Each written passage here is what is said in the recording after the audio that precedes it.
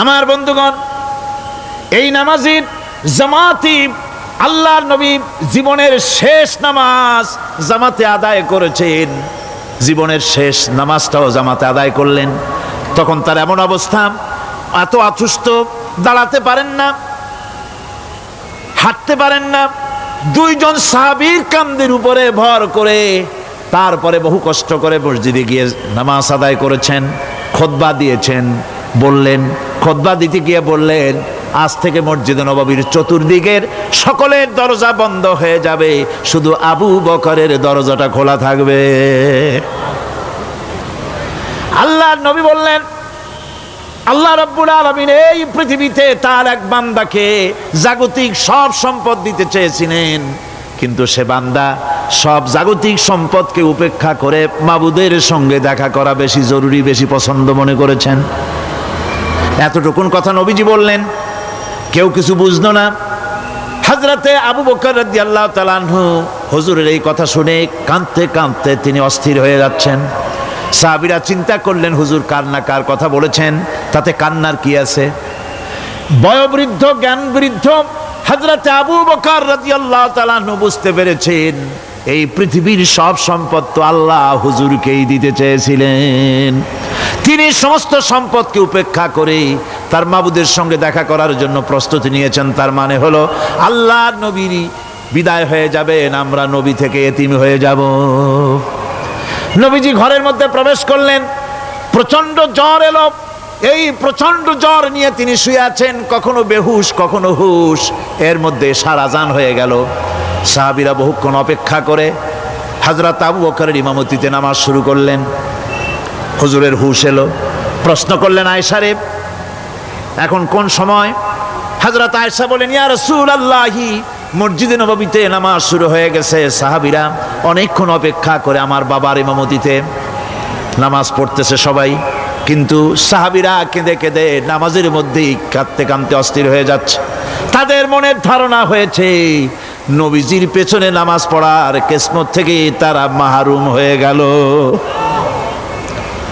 নবীজি বলেন, আয়েশা দরজা খুলে দাও আর আমার মাথাটা একটু উঁচু করে ধরো, আমি একটু নামাজের দৃশ্যটা দেখি। দরজা খুলে দেওয়া হলো, নবীজির মাথা উঁচু করে ধরা হলো। নামাজের জামাতের দৃশ্য দেখে নবীজি আবার শুয়ে পড়লেন। হযরতে মা আয়েশা লক্ষ্য করে দেখেন নবীজির দুই চোখের কোণা দিয়া পানি পড়তেছে। মা আয়েশা জিজ্ঞেস করেন, ইয়া রাসূলুল্লাহ, হে নামাজের দৃশ্য দেখে চোখে কেন পানি এলো? হুজুর বলেন, আয়েশা রে, এটা কোনো দুঃখের পানি নয়, এটা তৃপ্তির পানি। এই যে জামাত নামাজ পড়তেছে লোকেরা, এই জামাত কায়েমের জন্য তায়েফের ময়দানে অনেক রক্ত আমার ঝরেছে। উহুদের ময়দানে দান্দান মুবারক শহীদ হয়েছে, সাহাবায়ে কেরাম জীবন দিয়েছে। এই যে জামাত আমি দেখতে পেলাম, ভবিষ্যতের একটা ছবি যেন চোখে ধরা পড়লো। আমার মনে হলো কিয়ামত পর্যন্ত এই পৃথিবীতে আমার যত উম্মত আসবে তারা এইভাবে করে জামাতে নামাজ আদায় করবে। নবীজির মাথার কাছে মালাকুল মউত যখন এসে গেছেন, আমার ভাইরা, এই পৃথিবীতে যত নবীরা এসেছিলেন মৃত্যুর সময় সমস্ত নবীরা শেষ কথা যেটা বলেছেন, হাদিস, সমস্ত নবীরা উম্মতের জন্য মৃত্যুর মুহূর্তে শেষ কথা যেটা বলেছেন সেটা হলো আসসালাত, আসসালাত, নামাজ, নামাজ।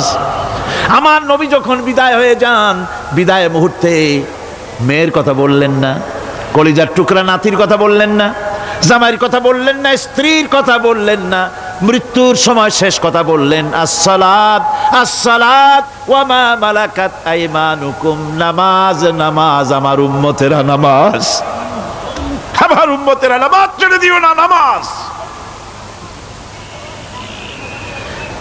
যেই নবী উম্মতের জন্য এত কাঁদলেন, নামাজের জন্য এত কথা বলে গেলেন, আল্লাহ রাব্বুল আলামিন নামাজের জন্য এত নির্দেশ করলেন, নবীজি ইন্তেকালের সময় নামাজের কথা বলে দিলেন, সেই মুসলমান আজ নামাজ আদায় করে না, নামাজ পড়ে তো নামাজ শুদ্ধ হয় না। হযরতে হুযায়ফা রাদিয়াল্লাহু তাআলা আনহু তিনি একবার ইয়েমেন সফর করেছিলেন, এক মসজিদে নামাজ পড়লেন। একজনকে তিনি নামাজ পড়তে দেখলেন, নামাজ পড়তে দেখে তিনি অপেক্ষা করলেন। লোকটার নামাজ হয়ে যাওয়ার পর তিনি প্রশ্ন করলেন, আল্লাহর বান্দা, তুমি কতদিন এরকমের নামাজ পড়তেছ? তিনি বললেন, প্রায় 40 বছর তো হবে আমি এরকম নামাজ পড়তেছি। হযরতে হুযায়ফা বলেন, তুমি কি আমারে চেনো? কয়, না, চিনি না। হযরত হুযায়ফা বললেন, আল্লাহর বান্দা শোনো, আমি হচ্ছি আল্লাহর নবী মুহাম্মদুর রাসূলুল্লাহ সাল্লাল্লাহু আলাইহি সাল্লামের সাহাবী হুযায়ফা। ও আল্লাহর বান্দা, তুমি যেভাবে নামাজ পড়েছো এই রকম যদি 40 বছর নামাজ পড়ে থাকো, আল্লাহর কসম করে বলি, নবীজি যে নামাজ শিখাইছেন তোমার সে নামাজ হয় নাই। রাসূলুল্লাহ নামাজ হয় নাই, নামাজ পড়লেই হবে না। রাসূলুল্লাহ বলেছেন, সাল্লু কামা রাআইতুমুনি উসাল্লি, নামাজ পড়ো সেইভাবে যেভাবে আমারে পড়তে দেখো। ভাইরা, রাসূল করিম সাল্লাল্লাহু আলাইহি ওয়াসাল্লামের যে নামাজ, হুজুর যেভাবে নামাজ পড়েছেন, হাদিসে যা পাওয়া যায়, হাদিসে বুখারীতে সব আছে, দেখে নেবেন, সেইভাবে নামাজটা আদায় করে নেবেন। কিয়ামতের দিন আল্লাহ রাব্বুল আলামিন সর্বপ্রথম বান্দাকে প্রশ্ন করবেন কি?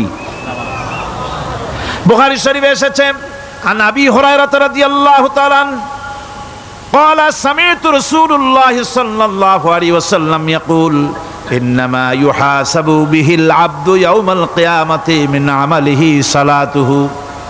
বুখারী শরীফের হাদিস, আল্লাহ রাব্বুল আলামিনের নবী বলেন, হযরত আবু হুরায়রা হাদিস খানা বর্ণনা করেছেন, তিনি বলেন যে আমি রাসূলের মুখে শুনেছি, কিয়ামতের দিন আল্লাহ রাব্বুল আলামিন সর্বপ্রথম তার বান্দার কাছে প্রশ্ন করবেন, বান্দা নামাজ আদায় করেছিলি কিনা? নামাজ সর্বপ্রথম প্রশ্ন। যেরকম সর্বপ্রথম প্রশ্নটা কি? নামাজ।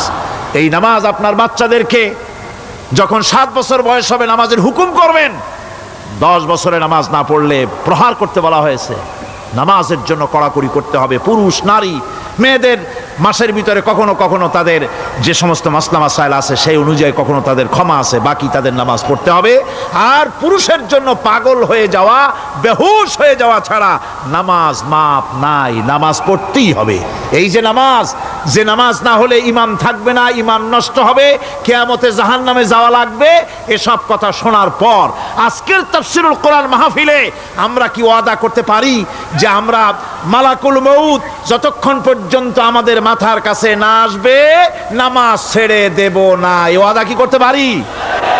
2 হাত উঁচু করুন, বলেন, ইয়া আল্লাহ, আমি তোমার নামে শপথ করছি, যতদিন মালাকুল মউত আমার মাথার কাছে না আসতেছে ততদিন পর্যন্ত ফরজ নামাজ, ফরজ রোজা ছেড়ে দেব না।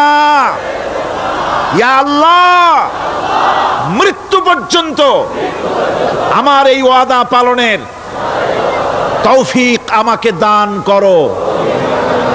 আমিন।